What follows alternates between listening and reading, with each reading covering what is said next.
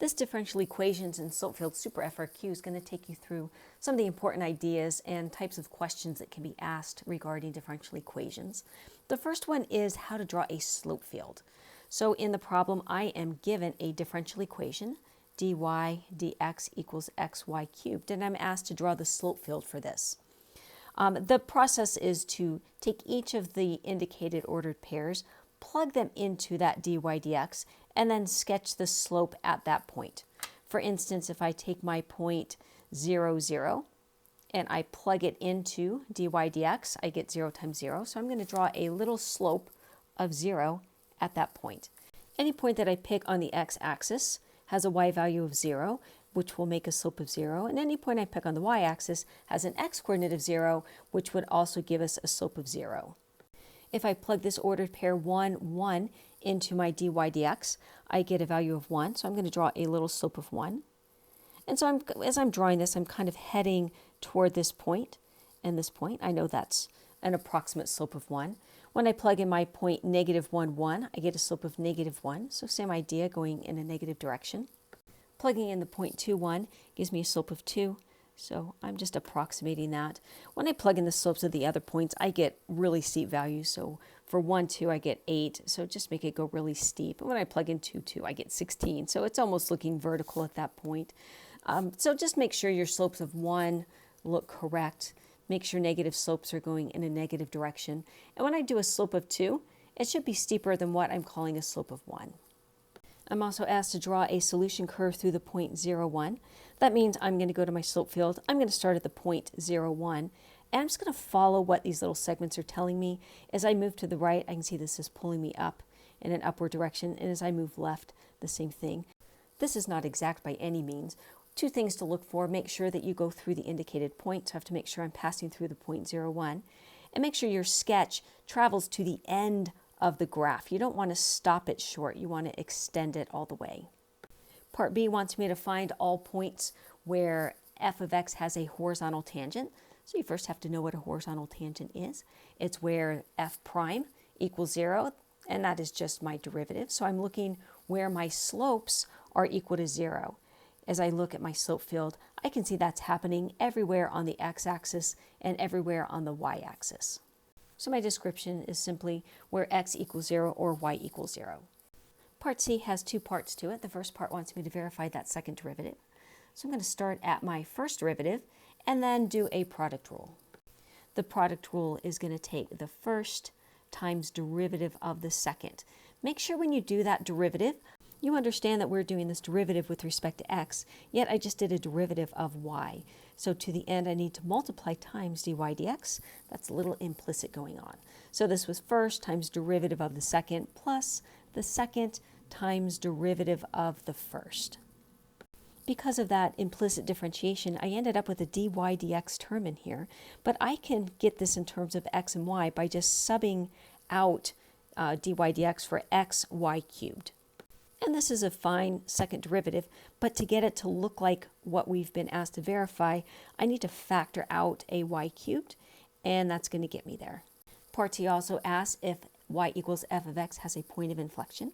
And what we know about a point of inflection is where f double prime equals 0 and changes sign, but this is our starting point right here. So we're going to start by just seeing if f double prime equals 0 for our point 1, 2.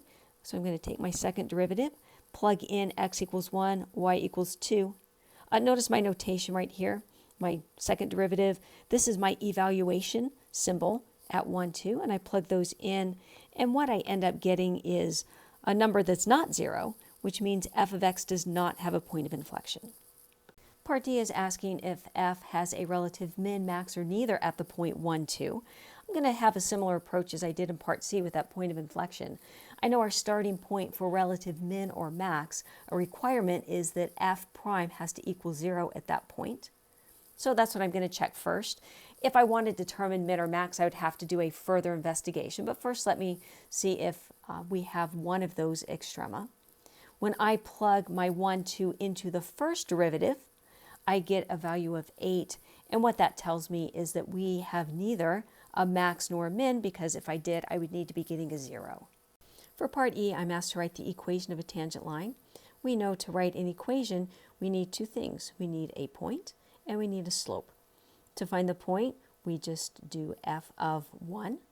That's given as 2 in the problem, and my slope is f prime of 1, which is my dy dx is my derivative. I take my point 1, 2, I plug it in, I get a slope of 8. Then I use my point and my slope, and I write my equation. Y minus my y coordinate equals my slope of 8, and then x minus my x coordinate. That equation is fine. It answers the question. I went ahead and solved for y by adding the 2 to the other side. In part F, we're now going to use our tangent line that we just wrote to approximate f of 1.1. So that just means I'm going to take my tangent line and I'm going to plug in a 1.1 and I'm going to evaluate it and call it 2.8. I did the simplifying here, but you are actually okay to stop at that initial step if you want to. The rest of the question says, given f of x is greater than 0, is this approximation of 2.8 greater or less than the actual value of f of 1.1? Just a quick review of linear approximations when we talked about them. If your graph is concave up, your tangent line will always lie below that curve, and your approximation is less than our actual value of f of 1.1, whereas if your graph is concave down, your tangent line would lie above, and that tangent line approximation would be greater than your function value for f of 1.1. So to answer this question, what I really need to find out is f concave up or concave down? And we know that's related to that second derivative. So if my f of x is greater than 0, that means y is a positive value. If you imagine a positive value being plugged into my second derivative here, along with an x that is between 1 and 1.1, and it doesn't really matter because x is squared anyway. But if you imagine what kind of a number we would end up with here, it would always be positive. So because my y is positive, my second derivative will also be positive. What that tells me is I have a concave up shape. And with a concave up shape, my tangent line falls below f of x. Therefore, my approximation is less than the actual value of f of x at that point in question.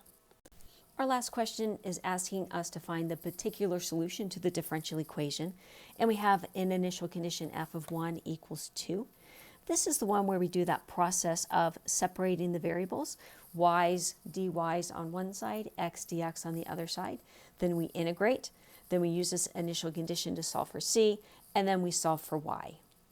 Step 1 was to separate those variables. So I need to get the y's, dy's on one side, the x's, dx's on the other side. A good place to start is just to multiply both sides by dx.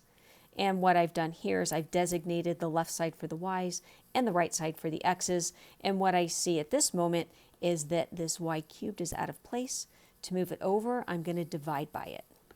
And that completes the first step of separating the variables. Doing that successfully will generally earn you 1 point. The next move is to find the antiderivative of each side. On the left side, because I had that y in the denominator, that required a rewrite, so it becomes y to the negative 3 power. When I do these antiderivatives, they are both just power rules. So add 1 to the power, divide by the new power. Don't forget to write plus c for one of those antiderivatives. It's good to put it on the side with the x's because my last step is going to be to solve for y, so that just gets me one step closer to doing that. The next thing I'm going to do is use my initial condition and find what this value of c is. I like to pull off to the side to do this part. I replace the x with the 1 of my initial condition, and my y value is 2, so I replaced the y with the 2. I also cleaned this fraction up a little bit. I handled that negative exponent by putting it back in the denominator. And then I simplify this by squaring those out and solving for c. I get c as negative 5/8, and so then I take that value and I replace c with negative 5/8.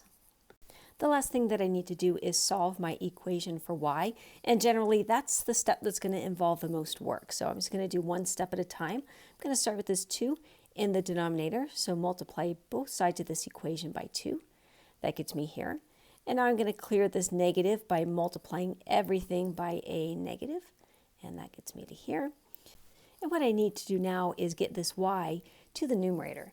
So all I'm going to do is reciprocate both sides. So I'm just going to take the left side and flip it over. I'm going to take the right side and flip it over, but you can't do each term separately. You have to treat it as a whole quantity over 1, and then we're just going to invert that fraction, and it becomes 1 over negative x squared plus 5/4. Make sure you don't flip each individual term because it just doesn't work like that. And the rest of this, to solve for y, to clear that squaring, I need to square root both sides. But initially, I'm going to think about the positive or negative square root, because at this point it could be either one. So I need to make a choice if I'm going to choose the positive or the negative. And what's going to drive my choice is looking at my initial condition. When I plug in an x value of 1, I want the y value to equal 2, and it's going to take the positive square root in order to do that. So I'm going to go with the positive square root as my final answer. When you get to this point in the problem where you have to solve for y, the expression can be as complicated as you want it to be. It doesn't have to be simplified at all. The only requirement is that it says y equals whatever, so it just needs to be solved for y. Typically on an FRQ, this process could be 4 to 5 points. You could really rack up some points in doing this. You want to make sure that all your steps show up. So your first point would be earned by just a clear separation, which is done right here. I'm going to earn points for correct antiderivatives, which is done in this step. And also you must write plus c. Sometimes you'll get a full point just for writing plus c at the right time in the right spot. Then to use the initial condition is going to earn some points over here. And you just want to make sure that it is clear that you're using your initial condition into that antiderivative that you found. And then the rest of it is going to be to solve for y. And lastly, these questions are always on the non-calculator section, so make sure you can do all these questions without the use of a calculator.